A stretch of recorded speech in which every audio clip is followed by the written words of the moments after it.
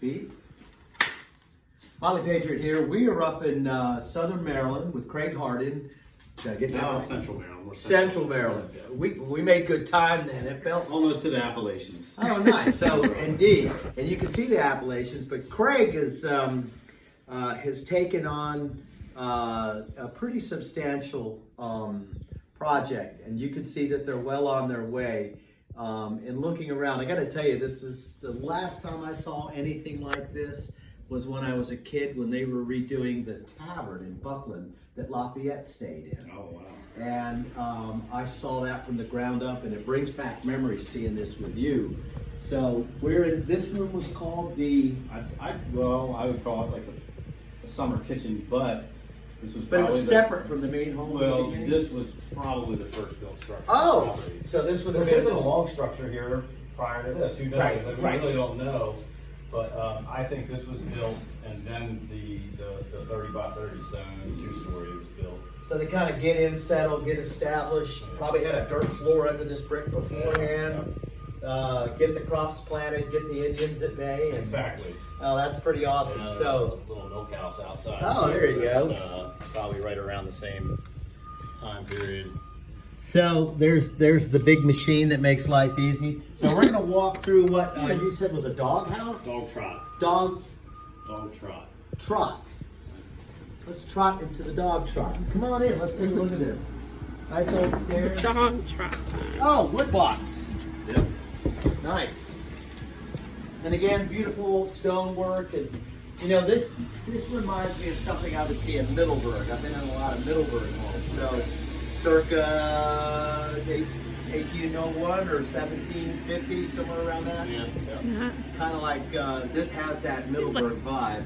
Yeah. But you could you say almost this survived the fire, Yeah. but the other one got hit pretty hard. The whole frame on the inside here, at least the second floor and the attic had suffered damage from the fire. Really, the roof structure did, and then it just Kind of brought it all in. Over 13 years, you know, of rain, ingress, it just rotted everything away, and it just slowly packed its way down. And, Well, this is where this takes your breath away. This is really something. At this point, I'm pretty sure he spent most of his time in the House of Burgesses while everybody took care of the home. This is magnificent. Tall ceilings, 9 foot. 10 foot 10 high foot? to the top of the joists, and then that beam I actually hand hewed that Wow. out of a 25-foot red oak. So you can see the hash marks that would have been on the base plaster that they probably would have finished with a skim coat that would have been the first to fall. Old original lentil, most likely? Oh, yeah. Wow. Stacked lentil, too. Yeah, and you know, I don't know. I think this has been through one fire before, so I'm not Yeah. sure if there was a taller door opening at one time. This was going outside, right? There wasn't that Oh, tall it would have trot. been the grand It entrance. could have been, but then this as well.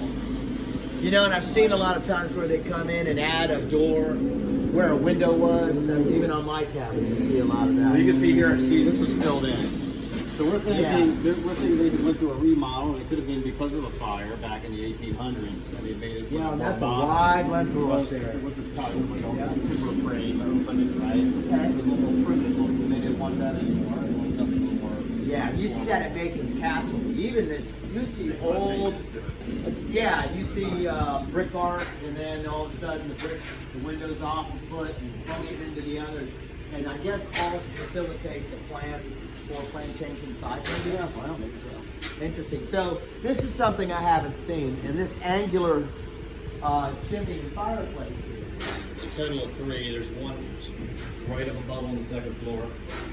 Directly in relation to this? Yeah. Oh, yeah. Yep. And then one on that side, and there, I think there was one in the basement, but somebody blocked it, put a boiler down there, and vented it out that way. Look at the keystone. Take a look at this. So that's beautiful. You the see way all they the did tooling this. marks from when they faced it and shaped it. Wow. Stones made on site. I think it was all plastered over. They plastered everything. Well, and you You would didn't want to see the imagine. stone then. Yeah, you like see, logs. somebody did point it here. It's like a raised joint. At some point, I don't know if that's original or if that was done. Well, you've seen where they'll do that, and then they'll plaster over it, so you end up with texture and finish. And I think the thing was eventually you want it to look like it's just all finished and shiny. Right, right. But this is incredible. So guesstimation on the house? As far as When do you think they first set foot here? I think it's like 50s or 60s. I mean, this area was settled. It started Pretty early. heavy right around the French and Indian War. So it's You couldn't cross pre-revolution. over the Appalachians, you know what I mean, at the time. So We're actually close to that warpath at this point, Oh, truth yeah. be told. So yeah, they probably kept a few guns handy on mills everywhere. imagine what it was like then. I try to go back and picture it, and I'm sure it looks nothing like it does. You sleep with one eye open. I can imagine. Oh yeah, All wow. kinds of critters too, right? So the oldest name, family name, have you seen on any deed or title what it goes was, back to? Abraham Saylor. Saylor, S-A-Y-L-O-R? Yeah, yeah. Now that's a common name we have out in Orange County, and you do start to see these gentlemen that kind of pop up, and then their children or brothers, like Charles Town was kind of pushed by George Washington, his brother Charles. Right. I worked on that house. Happy Did Retreat. you? Oh wow! Oh, and by the way, you know what this man is? He's the best tin. What do they call it? Tin knocker? Tin knocker on the East Coast. I vouch for him with all my reputation. So if something goes wrong, blame me. But we did come up here. He has been so happy to sort of help guide us moving forward on our restoration with our tin metal roof. And of course, I'm a little hesitant to just rip it all out and throw shingle up there when there's somebody as talented as this around. So Motley Patriot, just bringing some history. We kind of wandered away from Orange County, and we may be fighting an uphill battle claiming that Orange County is the prettiest, because it's pretty amazing. What town are we in again? Boothboro, Maryland. What? Really outside of a town called Johnsville. But there's no I saw zip code for Johnsville it coming anymore, in. right.